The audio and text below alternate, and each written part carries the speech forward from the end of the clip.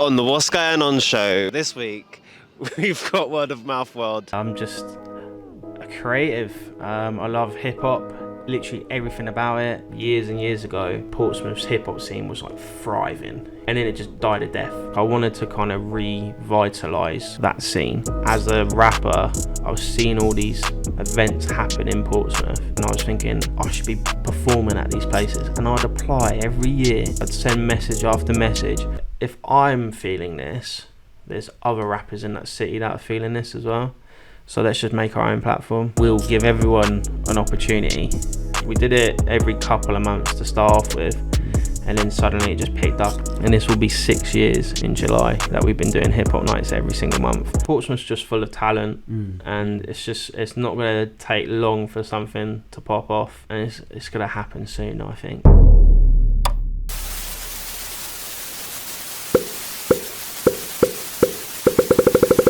So Matt, mate. Hello. Welcome on the show, guys. Thanks for having me, man. Honestly, man, it's a pleasure. It's all my pleasure. Yeah, man, so welcome to the What's Going On show. It's the show where we literally find out what's going on in your local community. And obviously this week we've got yourself on Word of Mouth World, the founder of Word of Mouth World. And so cool. A little thing we've got on this show is I'd love to give you an introduction, but obviously I'd like to give it over to you to actually tell us who you really are. So, in a nutshell, who is Matt? Who is Matt? That's a good question. So I also go by the name Blessed. I'm a rapper from Portsmouth, and I'm just a creative. I love hip hop, literally everything about it, and I love Portsmouth.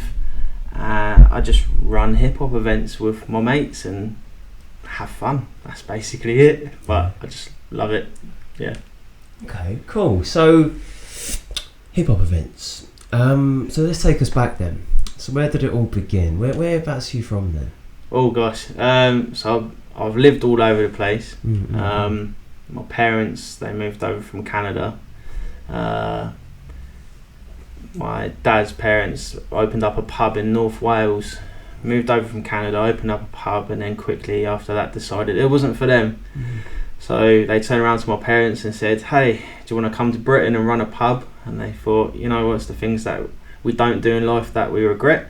So they moved over to North Wales, took over this pub, and then they had me. So technically, I'm Welsh. Don't tell everyone that. But I've got citizenship for Canada. So yeah, bit of everything. But I've lived all over the place. I've lived in Canada. I've lived in North Wales. I lived in Birmingham for a little while. Back to North Wales, like all different places around there, and then kind of came down south, settled down here. Maybe 20 years ago now, and maybe a little bit longer a little bit shorter than 20 years, maybe 18 years, and yeah, just never left this area. Just love it. Wow. So what actually brought you down to Portsmouth then? It was just a pub, to be honest. So my parents, they would take over pubs that weren't doing particularly well, or had like a bad reputation, and they would kind of just change it around, bring in live music, maybe some food, like 50p wings type thing, and pound a pint type deals, and just loads of live music, and yeah, we moved down to a place just outside of Portsmouth called Horndean, and took over a pub there, and just stayed down south ever since. Okay, so you said you moved around a lot. So how was school for you then? Oh mate, I was in and out of school. I was in trouble a lot at school. Just because of moving from school to school, not everyone has the same curriculum, but they might not do it in the same order. So, you go to one school, their first semester they'll do the tutors, but then in another school they might be doing it in their third semester sort of thing. And so I'd find myself getting taught the same thing all the time, so then I'd act out. And also like living in pubs, I was always around like older people. So I was used to having like more mature people around me, and I wasn't getting that in school. So acting out was something I'd done a lot. Okay. Getting in trouble. Oh really? Yeah. Yeah, man. Always by yourself or with a crew? Bit of both. To be honest. Yeah. Injustices was a thing that I got involved. So if I saw someone getting picked on, then I'd step in, or and that would get me in a lot of trouble because I'd always overdo it.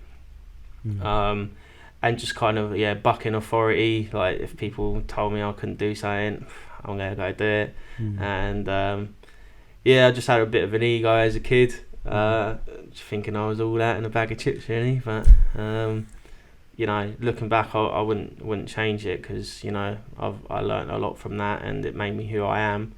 And just it is what it is, I guess. Fair enough.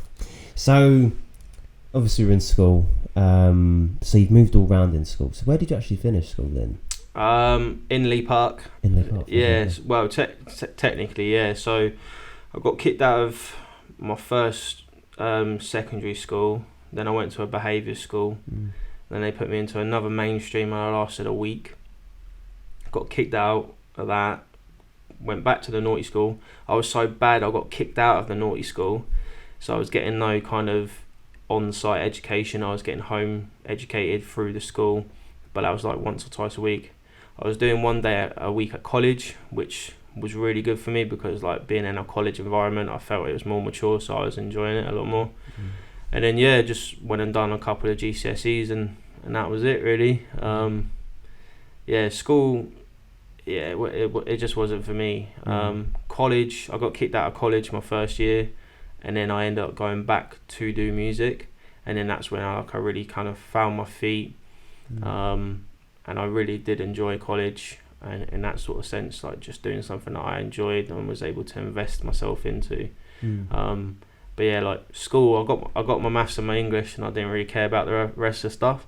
But what is really cool is I've gone and worked at every single school that I've been kicked out of to deliver a music project, and I even worked as like a teaching assistant at the naughty school that I was at for a few years. And when I'd tell the kids, I'd be like, I used to go here. Oh no, you changed shit, mate. And I was just like, no, honestly, I went here, I got kicked out of here. They would always say, oh, what'd you get kicked out for? I can't tell you that because you'll go do it. Do you know what I mean? So,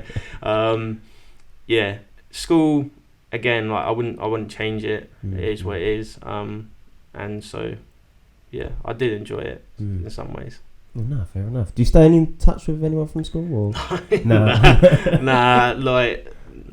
Again, because I was getting in a lot of trouble, like doing other things, and so it made sense for me to just kind of remove that part of my life, just because I don't really want to associate with certain people. And people would talk to me but I don't really have like people that I would like go hang out with. If I see them in the pub, I'll say hello, might have a pint with them, play some darts or whatever. But there's only like a handful of people that I grew up with that I still talk to, but I didn't necessarily go to school with them or college. Okay, fair enough. Yeah. Okay, so the world of rap then, hip hop or rapping. Yeah. So when did that? You said college you started doing music, but before then, was you into rapping? Was you into that sort of genre? When did I get into hip hop? I probably got into hip hop. When I was about 12 years old. So I was living in Canada for a little bit, and I went and got a couple CDs. I went and got like a DMX album and stuff like that, and I just fell in love with it, sort of thing. I always wrote songs, which was quite cool, and I tried to learn instruments because my dad was like a big musician, like could play literally anything, and he wrote songs, and so I always tried to do stuff that he done, but I couldn't get my head around playing a guitar. I could play the drums, but that's about it. And I was like, I think I could do this rap stuff. So I started writing my songs. I rapped in an American accent, just chatted absolute bollocks, you know, like all my Ferraris and my hoes and all this sort of shit. And like people would catch me out and about because I was releasing these songs. I was burning them onto CDs and giving them out and all this sort of stuff. And people would catch me and they'd just kick my head in. They'd be like, oh, you think you're 50 Cent, mate? And boom, and I'd just get jumped all the time. And it's because like I did want to live that life. I wanted to be that, like, you know, that little pimpy drug dealer type gangster rapper. And so I probably did deserve a couple of head kickings. But then I just started taking it a bit more serious. I popped off on like MySpace and was getting like loads of like notice from that. And then I got into like rap battling, love like freestyling and doing things off the top. What kind of age are we talking here then? Because obviously honestly, like 14, 15, I would sneak into like clubs and like go up to whoever's performing and be like, come on, battle me, mate. And I'd get my ass handed to me, but they like respected the grind sort of thing. So like I challenged Gigs to a battle once in Portsmouth. He was performing at Drift Bar, and I walked up to him. He's getting all the pictures. I was like, "Come on, mate, battle me!" I was like, "Oh God!" Like looking back on it, I was like, "Oh shit, I shouldn't have done that." But he obviously didn't battle me. He just thought it was funny. But yeah, there was all sorts of little things that I would do. But it's just kind of developed over the years. But my passion and my love for like hip hop as a whole has definitely grown. Like I do, and I also feel protective over it because. You know, it's something like I hold close to my heart. It's a form of expression that's, you know, nearly unbeatable and incomparable to others, I think. But yeah, it just keeps growing and growing. I hear new artists, I try new flows, I see people perform, I see people go from nothing to something, and that's what does it for me. It's awesome. Mad. So cool. We're young teens, took up music, gone to college, studied music. So when for you was the turning point? So after college, where did we go? So basically, I'll tell you the story that I tell, because I work with young people. I'll tell you the story that I tell them. So obviously, I got kicked out of college my first year, and I was working with a charity called Music Fusion, and I started volunteering for them because I had like a long period of nothing else to do other than music sort of thing. So I started helping them out. And then they assisted me in getting back into college, you know, fighting my corner, say, come on, yeah, you know, he might have done this, but this is what he's doing now. And so they ended up letting me onto the music technology course at South Downs. And even though I didn't have the grades, they still let me on the higher course, which was awesome. They were like, yeah, we're going to keep a close eye on you and make sure you're not, you know, fighting people or whatever. So I was like, yeah, cool. By the time I started my second year at that course, I was getting paid to work for Music Fusion as a music leader. And then by the time I finished that course, I stopped all like my criminal stuff that I was involved in. I was given the Student of the Year award. I got the highest grades on the course, and I helped raise 10 grand for Music Fusion. So like that was kind of the turning point. But during that last year, I also got arrested for attempted murder.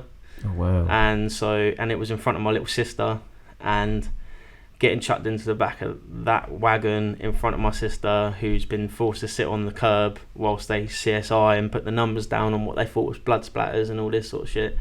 I was like, yeah, I'm not doing that. So I was 17 when I got arrested for that, and then by the time I turned 18, that's when it went to court. So if they were going to find me guilty, I was going to adult jail basically.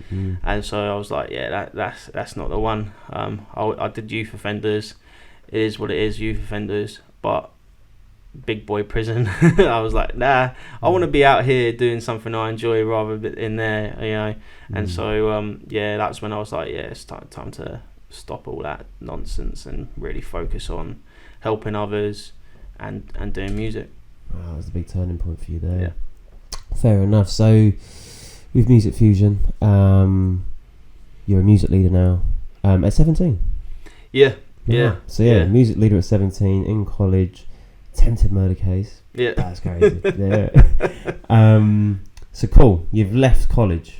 Where did we go?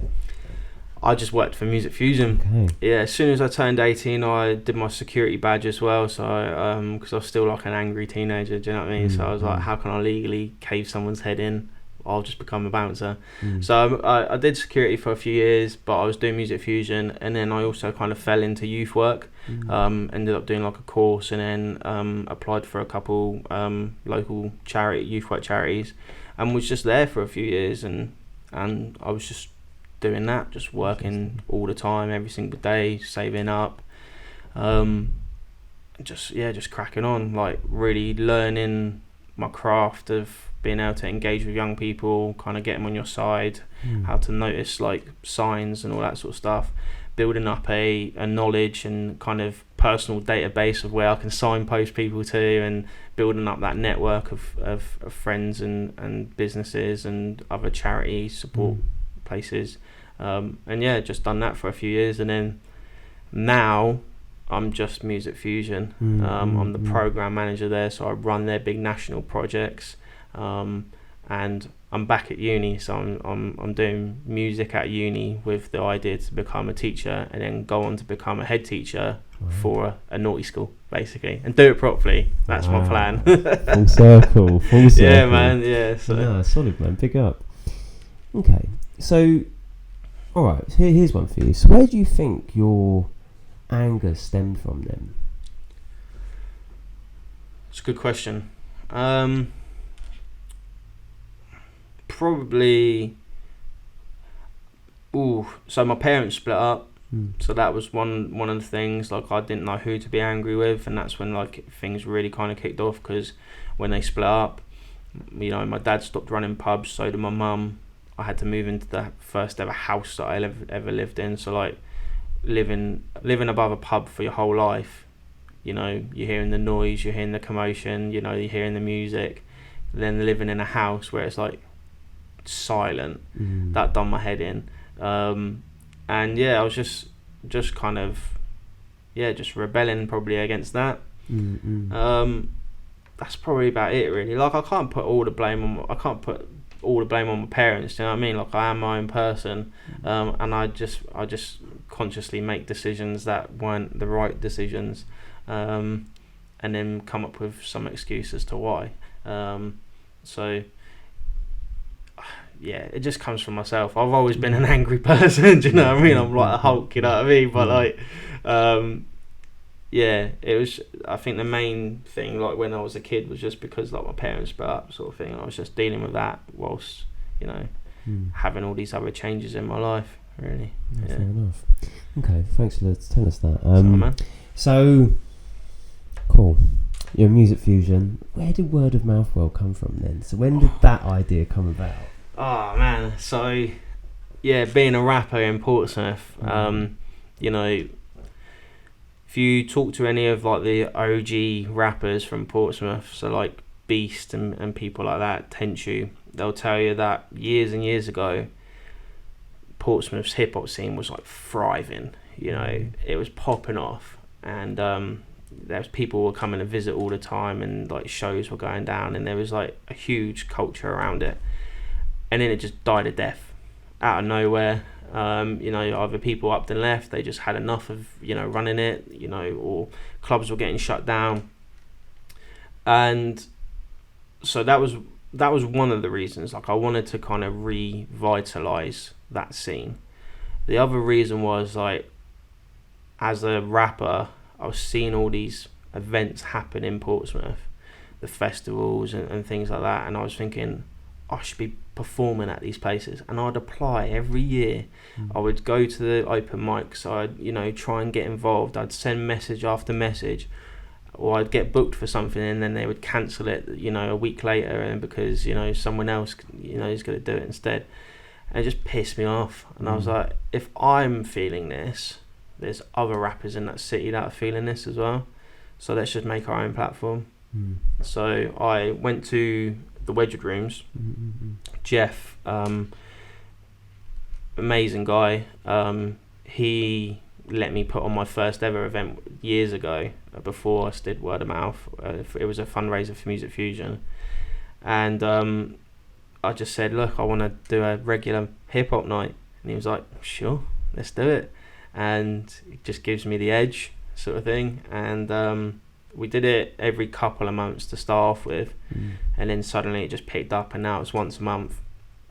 And this will be 6 years in July that we've been doing hip hop nights every single month.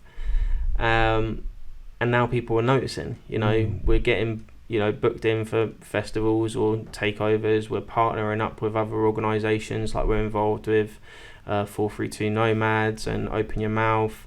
Which means we're getting involved with like Ports Fest and Refugee Week, all these sort of really important things, and hip hop music is being involved in that. You know, we're talking about, you know, a city full of culture, and hip hop shows that culture, it showcases it, and people just come together, and I love it as well, man, because like I'm talking to these hardcore rappers, I'm like, yeah, do you want to come do this like family festival? And they're like, yeah. By the way, your lyrics got to be clean. No worries, mate. Do you know what I mean? You got these rappers that, you know, they're talking about these things, but then they'll come and do some family friendly material, and you know, they're building up their fan base from that. People will go check out their music. But yeah, that's kind of why it started. So re-energizing the hip hop scene within Portsmouth, and then also providing that platform. And then we wanted to take it one step further, because again, like we don't want this to be the only place that they ever get to perform at. So we want to give them the tools to then go on and get other shows elsewhere. So when they perform for us, we film the whole thing, we record all the audio at the desk, then we marry it all up, and we just give them that footage, you know. And like, you know, if someone was booking you for that, it's going to cost a bit of money, do you know what I mean? Like, it's like basically a show reel of them performing for 20 minutes, and you're filming, you're editing it all 4K, blah blah blah, and we give it to them, no strings attached. And you know, we don't even say you have to tag us or anything like that. And people are using that footage to send out their EPKs, to get, you know, bookings for other festivals, and to showcase it and all this sort of stuff. And they'll clip it and use it for reels on their TikTok or Insta and all that sort of stuff. And that's what we want to see, because where else are they going to get that? Yeah, it's true. And so, yeah, it's about giving them back, being that platform, being that stepping stone for people to kind of make it into that industry. Because when we're doing the lead ups to events as well, we take it very seriously. It's not like, oh, show up, bring your memory stick or your phone. It's like, you know, you have to have all your pictures submitted at this time, your beats at this time, you need to do your promo. You know, we're not saying you have to sell tickets and all this sort of stuff, otherwise you can't perform. It's not a pay-to-play thing at all. We're the promoters, we'll promote it, but we want you to do your due diligence as well. You know, put the effort in. Don't tell people on the day that you're performing, sort of thing. And so we go through it all with them, because these are the things that would be expected of them if they do it elsewhere.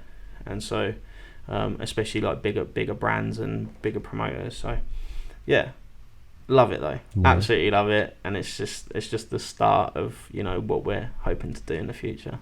Solid, man. I mean, 6 years into the making, was it just yourself who did it, or was it group? No, so there's 3 people that run word of mouth. There's myself, there's Kiz, and there's Jay, and all 3 of us are directors of, because it's a CIC now, and yeah, all 3 of us are registered as the directors, and then we have like a team under that as well. So we've got OCB, H-Dean and Omar, who all kind of help out with various bits and bobs, whether it's social media or, you know, kind of running the door from us, selling merch, all that sort of stuff. And yeah, we just all come together, and it's just a bunch of lads that love hip hop, and also like we don't make anything out of it. Like at the moment, like any money that we make on these nights, we just put in the next one on, whether it's posters or online promotion, buying new lenses. You know, so it's either equipment or promotion what we spend the money on, and so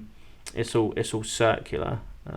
And we try and keep all our events like low cost for people, affordable, because again, like, there's some events that are charging, like the hip hop events that are doing exactly the same thing that we're doing, but they're charging 10, 12 quid entry, and they're only up the road, sort of thing. Not in Portsmouth, but you know, not far away. And I just think that's too much. When we first started, it was 3 quid, and now it's 4 quid. Nice. And when we put it up to 4 quid, people said, "Oh, why has it gone up?" And we just said, Prime Minister's fault. Do you know what I mean? So yeah, 4 quid before 8 o'clock, otherwise it goes up a couple of quid after 8 o'clock. So the reason why we do that is we want to encourage people to show up early, so then they can see all the performers. So people like to rock up to gigs late, but then you're missing the first half of all the performers. We want everyone to be seen equally. So you show up before 8 o'clock, first act goes on at 8 o'clock. Boom. You see them. For cheaper, boom. Good, innit? No, it makes sense. Yeah, it does make sense. Yeah, man. Sick, man. Sick. So do you put, like, I mean, do you have a spotlight on any artists? Do you encourage artists to sort of, how am I going to say this? Do you, when you're looking, since the beginning, have you had any artists who you're like, this guy's, raw, like we've given him a platform and he's gone on to do mad things?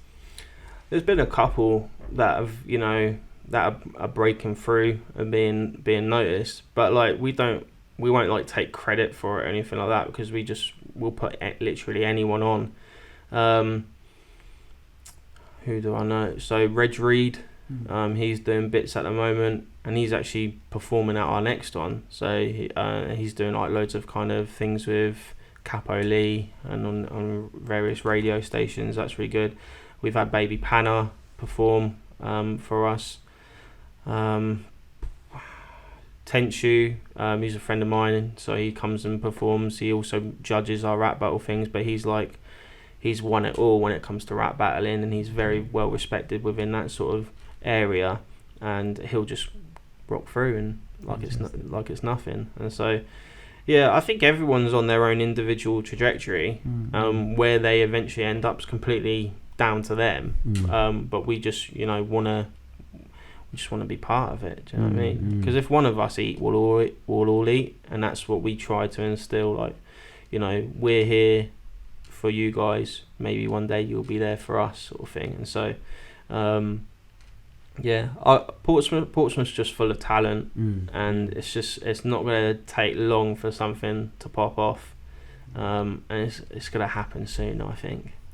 For real. I mean, with rap battling then, how does rap battling work? So do you do your research before the thing, or is it you turn up and just send it? So it depends on the format of the night. So we've been running this tournament at the moment, and very kind of Champions League style. So 16 battlers in 4 different groups of 4. So you knew who was in your group, you knew who you were going to face, you know how long your rounds are going to be. So you prep, you research, you practice, you put in the time. Because if you don't put in the time, you're just going to cock up, you'll lose, you're out the tournament, sort of thing. And so in that sort of sense, yeah, it is very much do your research, take them serious, but then how can you get the crowd and the judges on your side? How can you make people laugh? How can you rip them a new one? Do you know what I mean? And then the other formats we've done like freestyle tournaments, so literally anyone can enter on the night. You find out who you're against like then and there, and you just kind of look them up and down and you just diss them. Do you know what I mean? And that could be on beat or freestyle sort of thing, off beat. It just really depends on the format. But at the moment, we've been really focusing on the written format, pre-planned, and we've got the final for our tournament happening in June 19th. Okay. And the winner of the final gets $2,000. Wow. Yeah. Wow. But again, that's like word of mouth's putting that in. We've got a couple like local sponsors that are putting up additional prizes. But the money that we've made over these events, we're putting up as the prize. So, who else is doing that? And next year I want it to be $10,000. Like that's my dream. Do you know what I mean? Like, because $10,000 for an independent artist, that can change their career. Yeah. That's like getting heard sort of money. Yeah. And so and they deserve it. Like the 2 finalists, Jalen and Rocky, they deserve to be in that final, and I can't pick a winner out of them, and that's exciting to me. So I'm up there hosting it, and I'm hearing these lyrics for the first time in front of like a packed out room, and it's just phenomenal. And if you haven't been to it, you'll have to come, man. You'll have to come. But yeah, if you haven't been to a rap battle event, definitely come to it. It's just grown men insulting each other, and what's better than, and then they hug afterwards. Do you know what I mean? It's just brilliant. No, that's sweet. Because that's what I was also going to say. Does it ever ignite sort of, like a bit of heat between? Obviously during the battle, yeah. But afterwards? Afterwards, I don't know, because we haven't had that yet, because we do promote respect. And if I did see something getting out of hand, I would interject, and I'd sit them both down. It'd be very school, do you know what I mean? It'd be like, okay, you apologise to him. But when we book these battlers, you'd like to think that they understand the concept of rap battling, that what's said in that ring is just for that ring, and outside of it, it doesn't fly, sort of thing. It would get you slapped, sort of, for half the things you say. But yeah, it kind of just it's allowed, which is really weird, and like some disgusting things get said. Do you know what I mean? And it's also, it's not for the faint-hearted as a consumer either, because if you're easily offended, and then it's probably not for you. But again, if you're a punter and you're going to it, you need to realise, like, you're probably going to hear like blatant homophobia or racism or all this sort of stuff, but it's allowed. Are there any boundaries, like what you can't say? So I think within rap battle, you draw your own personal line. So there's certain things that I wouldn't say, but if you want to try and say them, you know, who am I to tell you what you can and can't say? However, if you are a white battle rapper and you go out there and you call someone the N-word, you're probably going to get punched up for it, regardless, because you probably deserve to be punched up for that. That's probably the only one.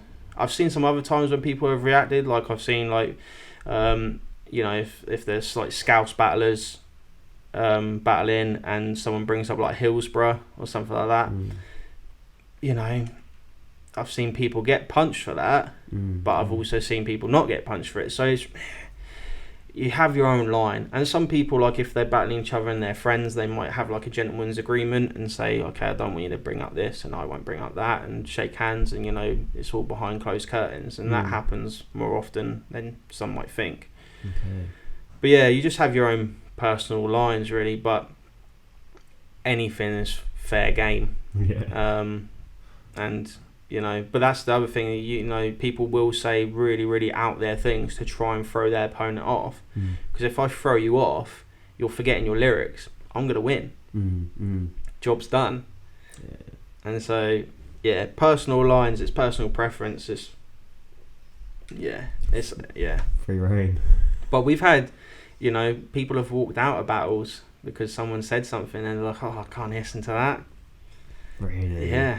Wow. It is what it is. Yeah. It is what it is.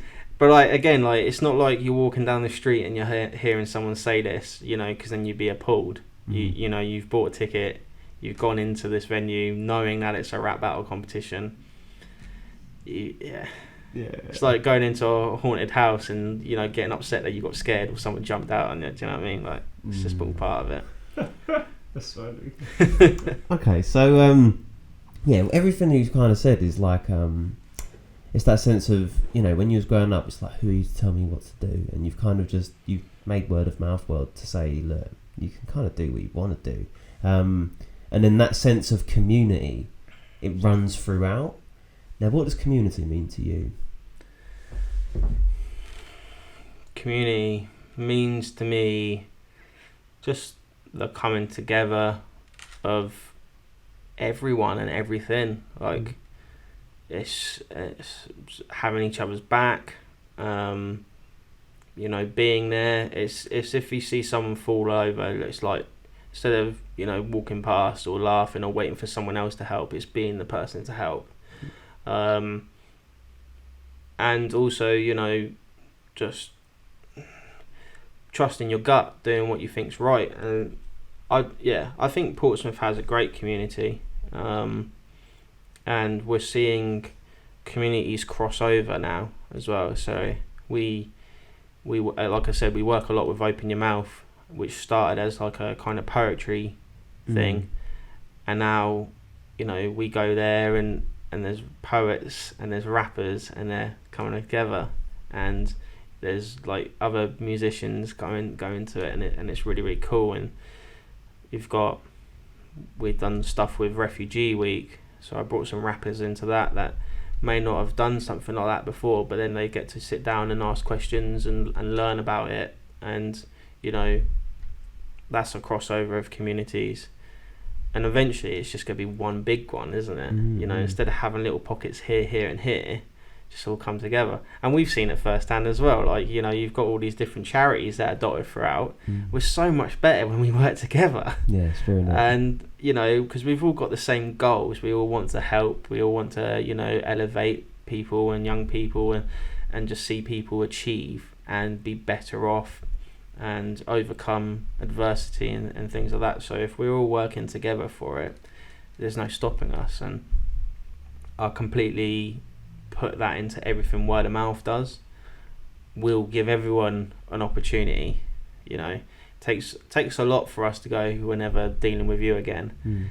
And we've even booked people that have not started off their relationship with us on the best terms, but then, you know, before, the old me would be like, nah, fuck that person, never talking to them again, you know, they pissed me off, they've said this, they've said that. But we'll talk about it, we'll sit down, we'll have a chat, we'll work it out, and I'll say, okay, let's get you on word of mouth. And that's happened a few times. And just because, you know, I'm not the person to say who can and can't, I'm not a gatekeeper. Like I said, I want to be that stepping stone, I want to be that platform. So if I'm, you know, withholding it from people, then it's not fair, is it? So I'll give it to anyone. There's still a few people that I won't work with, just out of, you know, personal, you know, preference and things like that. But my team will share that same thing, and we'll have a vote. It's all very kind of fair and across the board. And I get outvoted more times. do you know what I mean? So it's not like my say is the final say. Is, you know, we have the other three guys that work with us. They're part of it as well, so their vote counts. Everything will get discussed. We'll make a decision, and we just have fun with it. And it's not. And when we get together, it's not always work either. Like, we'll go out, and we went bowling a few weeks ago. Do you know what I mean? And we call it the word of mouth social, and we're going on holiday together, and we go camping every year, and we just do things together so we can build up that, you know, relationship with each other, and we can trust each other. So it's not just work.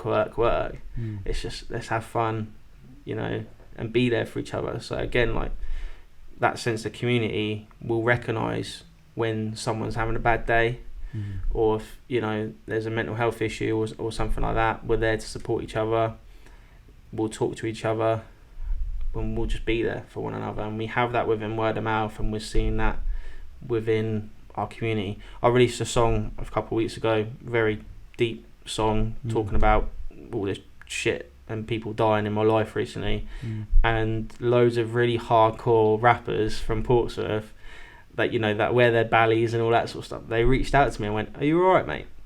And I was like, fucking hell, that's crazy. Like, you care enough, like, you have this like tough exterior, but actually you're just another geezer like me that's gone through some shit, and you took the time to send me a message saying that you're alright. No, it's golden, man. Yeah, golden. What other hip hop community has that? Everyone's so welcome, like, and people will get on stage. So we have our open mic ciphers when anyone can get on stage and rap. If it's your first ever time getting up on that stage, it's scary as anything. But all the people that are also on stage will be there encouraging you. They'll make sure you get to have a guy on the mic. They'll hype you up. If you're being a bit quiet, they'll go, "A bit louder, mate." Do you know what I mean? They'll support you, because we've instilled that into our community. If anyone ever tries to cross the line as well, like, I have no problem calling it out. Like, if people are talking over people when they're performing, I'll put the music down, like, after they finish their chat, and I'll say, "Look, guys, if you want to have a conversation, go do it outside. But when you're in here, you're showing respect to the performers, because it takes a lot to get up on that stage." And they'll listen. And if they don't, they can go outside and have a conversation. Nice. Simple, yeah. With regards to, like, mental health, then, touched on there, how important would you say, you know, rap battling or just expressing yourself through music is for mental health? I think it's life-saving. I really do. Like, for me, music, I can express how I feel in ways that I can't elsewhere. Like, I'm not really a feely, talky, you know, person, but I'll write in lyrics, and I might even record that song, but I might not release it. It's just a therapy for me. And I've seen that in, like, the young people that I work with. You know, they'll express things. Sometimes you'll even get disclosures which open up cases and all that sort of stuff, but that's another thing. But it's just a way to help understand what you're going through,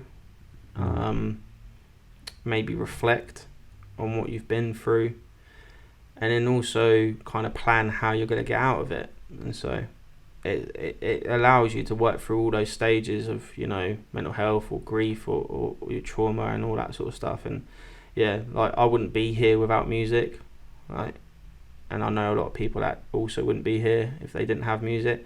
And when we say that, it's not like I'm massive, or I've made it and I'm making millions and all this sort of stuff. It's more of just having something that defines you, and you're invested in, and you're happy to talk about. Do you know what I mean? And so, yeah, if I didn't have music, I'd be dead or in prison, and I'd be very, very bored with life and just not happy. And because of music, I'm happy. I'm able to have my difficulties, in my life, but it allows me to vent in a very private way. But you could also put the music out, and it might help others. So, yeah, it is important though, 100%. Fair enough. With regards to like loving what you're doing in your life for work, how important is that to you as well? Because I think that runs through a lot of what you've done. Yeah. Like, could you just work a normal 9 to 5? No, I could not do a normal 9 to 5. It does my head in. And I never have. Even when I was doing youth work, I had like set hours, but each youth club was different. You'd get 1-to-1s, they'd be different challenges and all that sort of stuff. To be honest, I miss working in the behaviour schools, because I miss having chairs thrown at me or being called, every name under the sun. I miss that because it was excitement, it was new. Do you know what I mean? But loving what you do. It's the age old saying, if you love what you do, it doesn't feel like work. Do you know what I mean? And there are definitely days where it does feel like work, and I'm like, I can't be bothered to do that. But that's just the emotions that everyone has. But then when you complete it, or you put on a good event, or you finish a good mix, or you see a young person that when they first started with you, they were involved in county lines, not engaging in education, and they were living on the street, and now they're back at home, on the straight and narrow, and they're about to complete their GCSEs, which like the whole world was against them. That is like a sense of achievement that you can't get anywhere else. And I'm sure people, if they're builders and stuff like that, when they build a house, they're like, fuck man, I made that. Do you know what I mean? Or if you're working in a call center and things like that, like, again, not discrediting like 9 to 5s, but like, you got to have some sort of joy out of that for you to be there. And it might be like you've closed a deal, or some little old lady's got her first broadband. Do you know what I mean? Like, just random things like that. You've got to find where you can take some sense of pride in your job. Otherwise, you're just not going to enjoy it. You want to. Those are the people that just can't wait to get home and do nothing. And me, I look forward to getting up and saying, okay, what's today going to bring? Like, who's going to come to the studio? Who's going to rock up to the events? Is there going to be new people on the cypher? What's going to happen in this battle? All these different things, and because you can never predict it really, and that's what I like about it. It's what I love about it, actually. There you go. Oh, nice. Keeps you on your toes, isn't it? Yeah, 100%. You just never know, man. You never know, and it's just phenomenal. But yeah, normal 9 to 5 it wasn't be for me. And I think, do you know what? It all comes down from living in the pubs, man. Because again, you never know who's gonna walk through that door in the pub. Like, when I remember being a kid, and then all of a sudden, like, this huge tour bus pulled up. Couldn't even tell you who this band was, but apparently they were massive. Just rocked up, huge tour bus. They had quad bikes on it because they let me go look at them. I remember seeing that and being able to go and look on the bus. And it's just like a huge band that just decided to stop at the pub. Do you know what I mean? And just for me, that was like really cool. Again, like, my dad would put on jam nights in the pub. You never know who's going to rock up to come play. And we'd have like bands come that, again, well known, and singers and all that sort of stuff. And it's just, that sense of you never know what tomorrow's going to bring is just awesome. But then also, making a living off it is important, and that's cool as well. Yeah, you've got to keep the lights on. Yeah. And they're more expensive than ever, do you know what I mean? So it's got to be done, man. Honestly. Okay, so that's great, man. So when you're moving forward, where do you see Word of Mouth World? Do you have 5-year plans? Do you have plans? We have plans. We have ideas. I think one thing that I always say to the guys is, like, it's all good having plans, but unless we're acting on them, then there's no point. So I encourage everyone to pitch ideas to me, but I want like a structure and all that sort of stuff. So our plans, there's a few that I keep close to the chest, so I won't go for them, but a couple of the more public ones that we want to do. So yeah, battlegrounds, we want that to be a 10 grand pot, and provide more opportunities for that. We'd like to look into doing more headline shows, so bringing bigger names down to Portsmouth. So that's something that we've tested the waters on. We're just getting ready to kind of do that. There's some other things, but yeah, there's things. But right. we've got ideas, man, and we just want to see people have fun, get recognised, and get paid as well. So our plan is to eventually be, although we do the video footage and the photos and stuff at the moment, we eventually, for bigger events where it's like festivals and stuff like that, being able to pay them, the artists, especially independent artists, you know, that's really cool. And we'd like to start being able to be in a position to do that more regularly, basically. Because yeah, I think that's what people deserve, really. They've got lights to put on as well, do you know what I mean? So yeah. Alright, fair enough. So where can we find you then? Where can you find us? At Word of Mouth World on all the socials, Insta, Facebook. We're on TikTok and YouTube. You can also watch any of our battles on Patreon. You can join as a regular member. Or you can buy battles individually. And yeah, we're at the Wedgwood Rooms every month pretty much. Just look out for Grab the Mic. And we also do stuff at the Wedgwood Rooms, the battleground stuff there. And we're also at Southsea Skate Park this year doing a hip-hop roller disco. So that's going to be really cool. We're everywhere, man. Just look out for Word of Mouth or Grab the Mic, battlegrounds, anything like that. Anything hip-hop in Portsmouth, you can guarantee we're going to be there, do you know what I mean? So yeah. Alright, hard on that, man. Well, thanks for sharing. No and yeah, man, I look forward to seeing it.